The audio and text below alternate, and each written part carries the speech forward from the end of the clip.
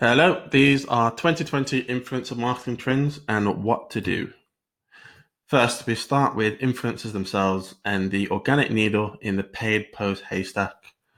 It's going to be harder to work with influencers on a paid on results or gifting basis as organizations such as RewardStar and other influencer platforms lock influencers behind paid walls. So you're going to have to pay on a paid post basis or whatever it may be to work with them. And more influencers will become wise to this because it's more lucrative for them to be paid per post than to be paid on results on a gifting basis in most cases. I can imagine this really taking off in Q4 in the run up to Black Friday and the general holiday and sales period. And the thing to do is to act right now in building valuable lifestyle type relationships with influencers. So by lifestyle, you want to find influencers that naturally already promote or have an inclination towards liking your brand, trying to get to know them on a one-to-one basis and trying to get them to act as a more of a full-time ambassador for your brand. Obviously work on commercials that make sense for your business, but it should actually be better for you and cheaper to do it this way. And also you have more control over the relationship with the influencer. You're not having to use a third party. Onto investment. So there'll definitely be higher investment in influencers, definitely in Q4, as you can imagine, with the holiday period. Reason why is there'll be a lot of fear of missing out. A lot of brands are getting involved in influencers or may feel that they need to be involved in influencers. It's sort of the hot topic in marketing at the moment, which will drive up the cost of doing it. It's just like anything, works on supply versus demand. So in terms of what to do, slow and steady wins the race. Again, invest in building direct relationships. So again, those lifestyle ambassadors, and make sure to focus on relevant influencers. So always think about working with influencers that have a relevant audience for your business. Don't just necessarily go for the follow account. At least that way, you know that your investment is safer. There's more chance of a return on investment or your objectives being met. Fraud, which is an issue in all marketing channels. So fraud should rise in relation to the use and higher investment in influencers.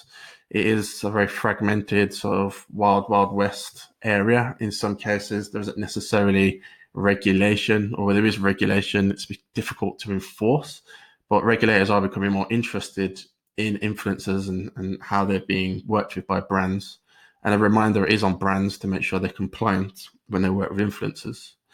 But in terms of fraud, there will be counter fraud solutions definitely set to boom, and there's already quite a few of these on the market.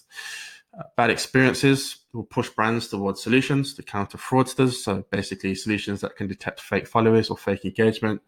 I expect these to really take off when they run up to the holiday period when big budgets are released to invest in influencers. Brands should be especially wary of fraud around then and should want to invest in these solutions.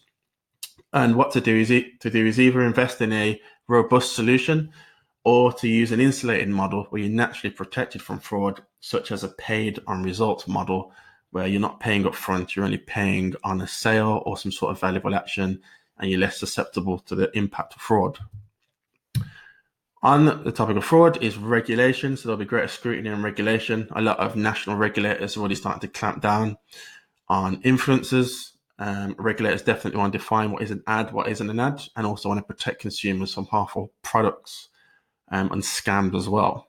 So that's happening right now. What to do is to make sure you're up to date on all the guidance for your relevant country. And again, if you invest in lifestyle relationships where you have control of what influencers are saying and you have a good relationship with them, so you can keep them compliant, but also lifestyle posts. So if they just post wearing your products, for example, just walking to the shop, that doesn't necessarily count as an ad.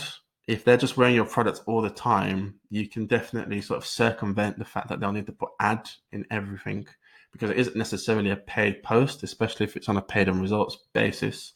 While there may be a tracking or paid link there, which will need to be flagged. If they're, for example, doing a story and they're just wearing your product and people see them wearing your products, but they're not necessarily talking about it or shouting about it, then that's just one of the ways that you can stay compliant, but also circumvent everything being tagged as an ad so it loses impact. And I think lifestyle influencers will definitely become really important as consumers become wiser and savvier to ads through influencers. And lastly, platform speculation. So the rise of TikTok, I think advertisers will definitely want to be trying to find what the next TikTok is or whatever the relevant social media platform is in the relevant territory.